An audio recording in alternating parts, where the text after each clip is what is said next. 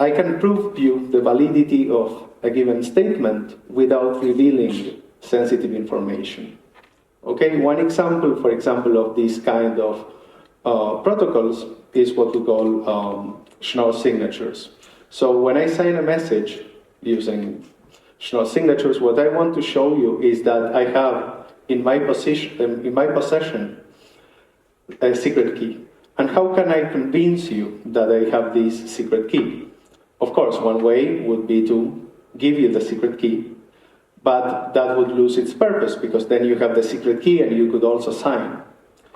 The thing is, I can devise a mechanism where I can show you that I know that secret key and I can convince you that I have it without you knowing that, okay?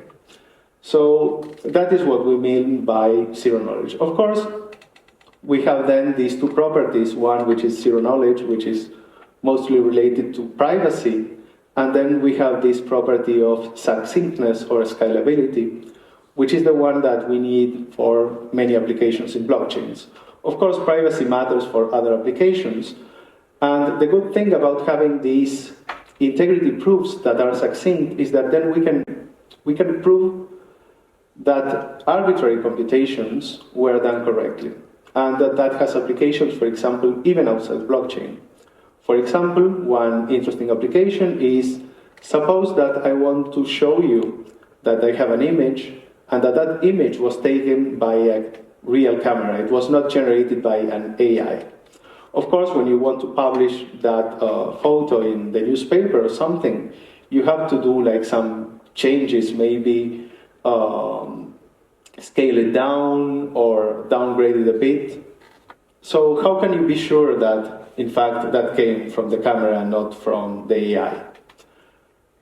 In the real image, you have a signature. Okay, cameras have a signature you can get. And so you can show that that photograph came from a camera. But the problem is when you edit it, you cannot do that.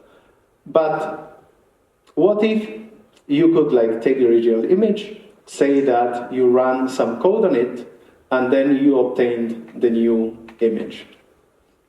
Then what you could do is simply show me the image, the edited image, and prove me that that image comes from a picture taken by a camera, okay?